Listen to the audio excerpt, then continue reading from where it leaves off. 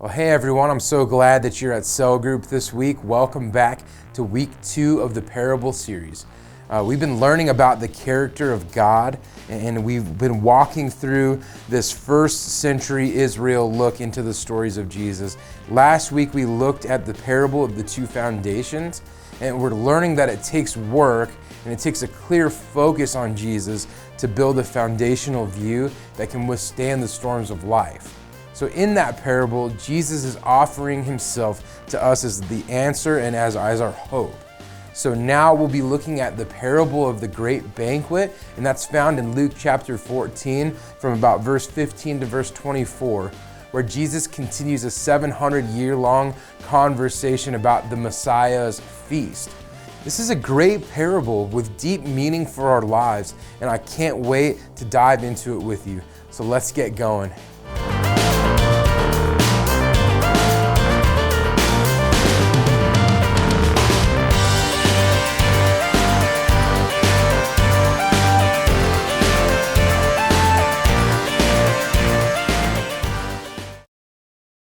So parables are not just these dumbed down stories for folks who don't understand theology. The parables are the deep things of God in a form that will be received and remembered by the people that are listening, okay? And there are such power in stories. And when you look at Jesus' teaching through his ministry, he relied so much on stories to teach us of these things that have incredible value in a way that makes it easy to remember and easy to apply to our lives. But of course, sometimes they do take some digging into to figure out the true intended meaning or the lesson that Jesus was trying to convey.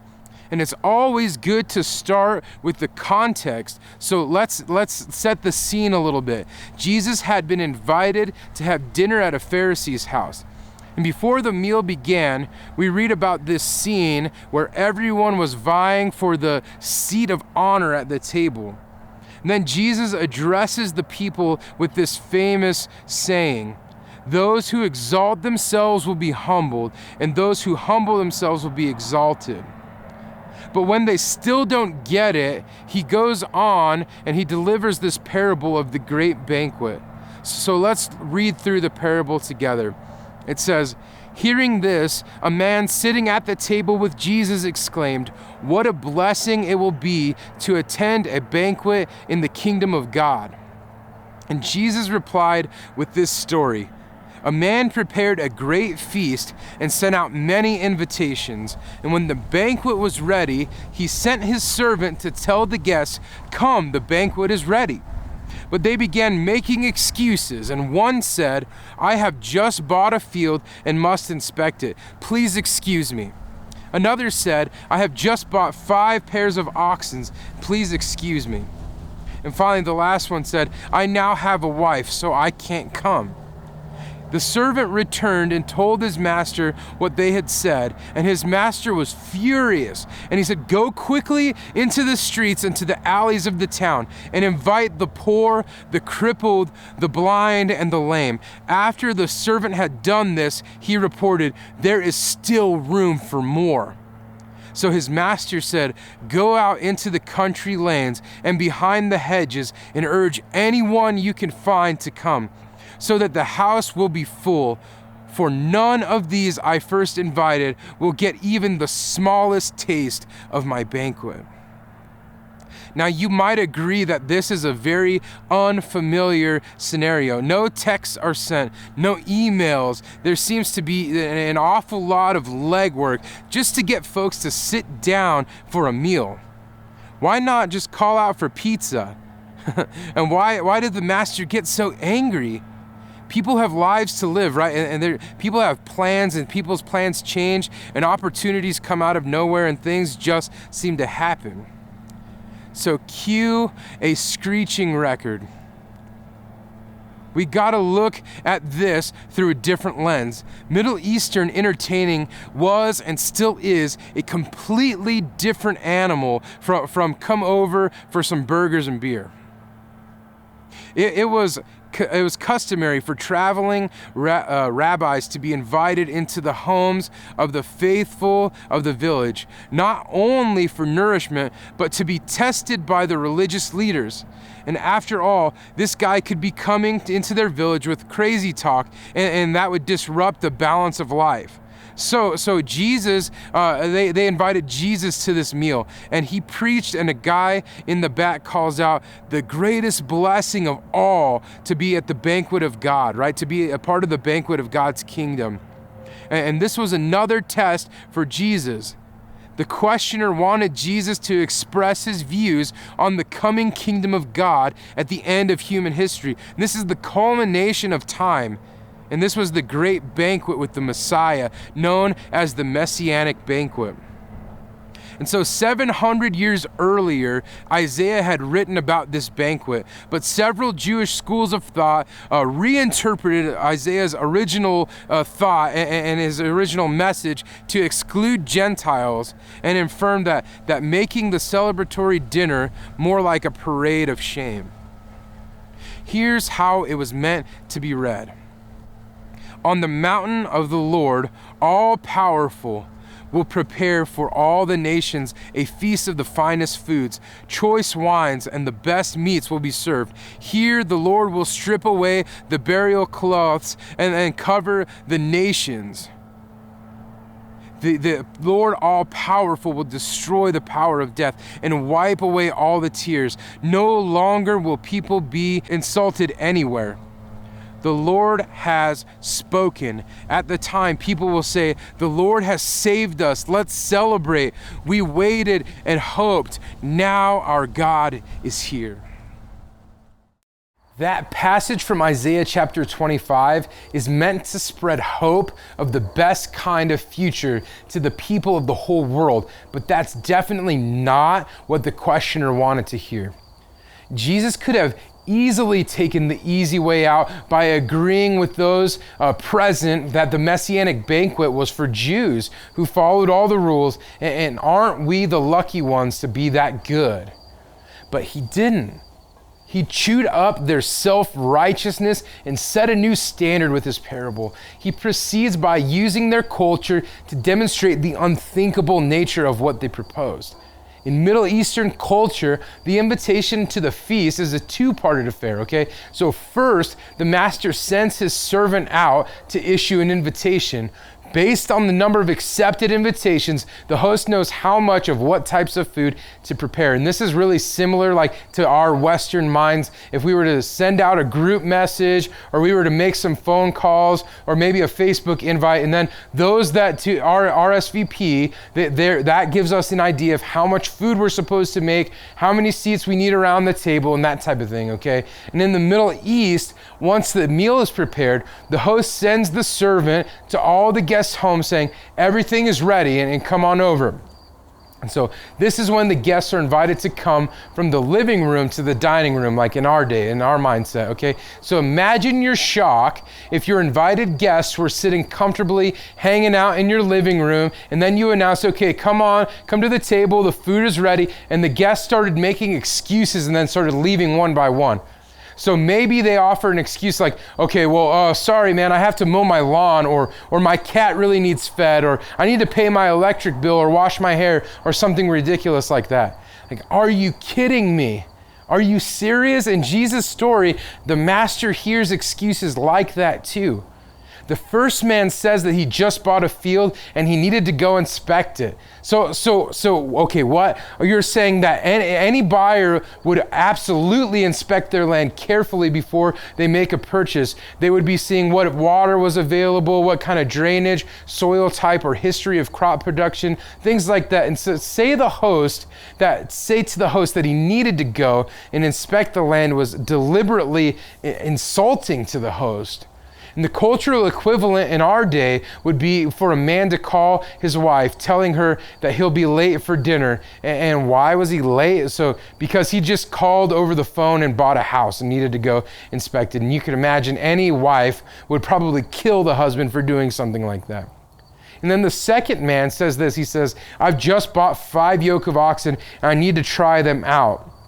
And actually, that is just as ridiculous as the first guy's excuse, because, like every time you're going to make a purchase like that, you're going to take these oxen out for like a test drive, so to speak, okay? The oxen need to pull together at the same rate. They need to get tired at the same rate. And only a fool would buy oxen without first testing them.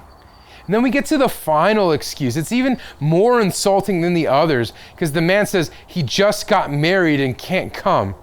This is the equivalent of saying, I have a lady in the back of my house and I'm really busy with her, if you know what I mean. And so this apology is unreal, because it doesn't even happen. He doesn't even offer an apology to her.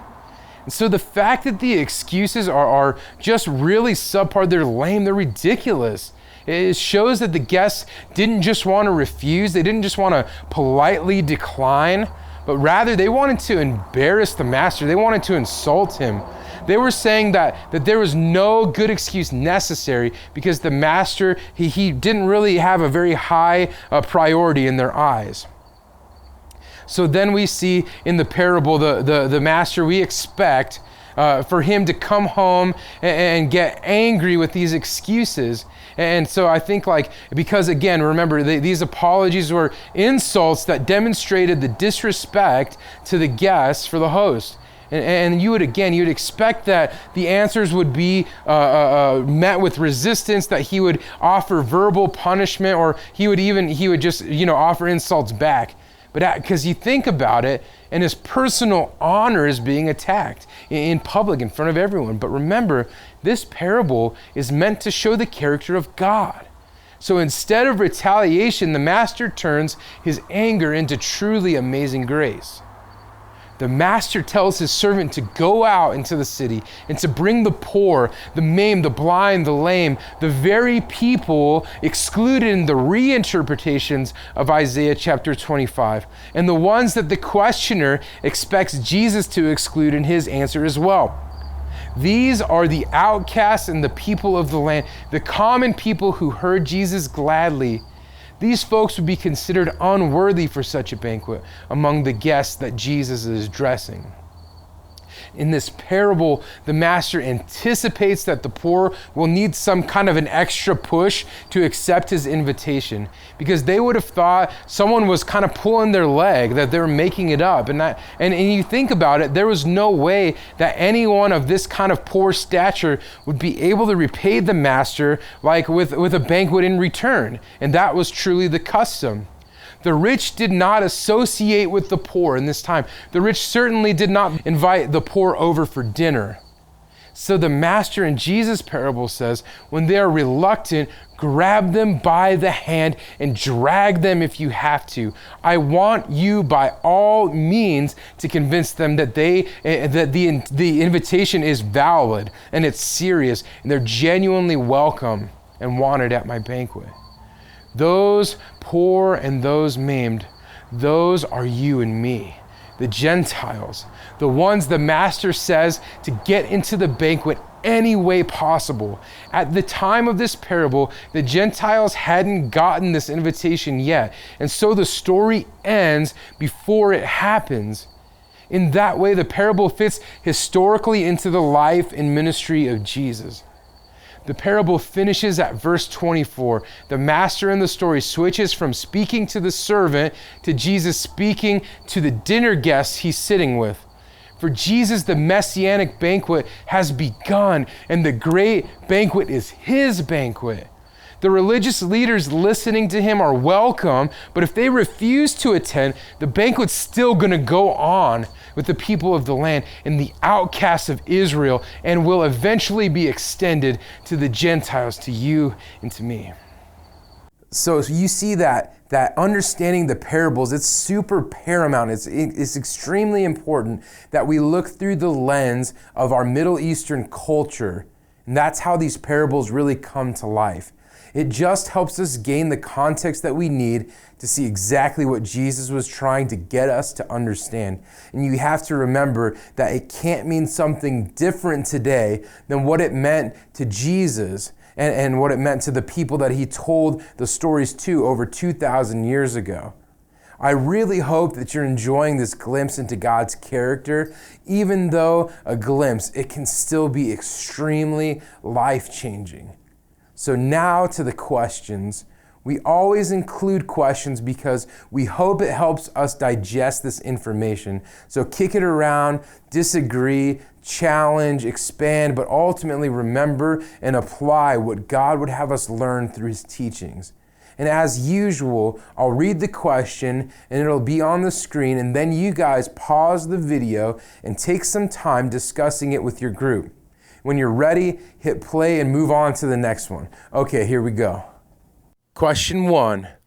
We learned in this parable that God has invited us into relationship with him. What are things that you do instead of starting or growing your relationship with God? What would your life look like if you prioritized your relationship or time with God over these distractions?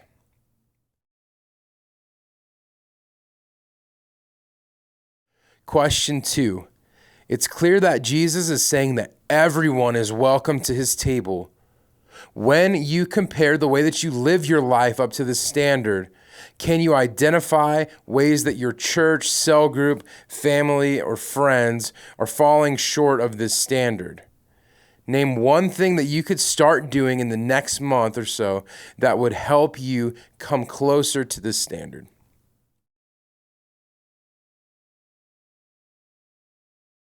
Question 3. Some people need a little extra nudge to move closer to God. Who are 1 or 2 people that you know that would perhaps fit this description? What can you do to help them get to the banquet table? Spend some time right now and this week praying for those people. All right, well, we're all done with cell group discussion time for today. Thank you so much for hanging out with us this week, and I hope that you guys have had a great time discussing this week's parable and the questions. Keep chasing after Jesus, and we'll see you next time.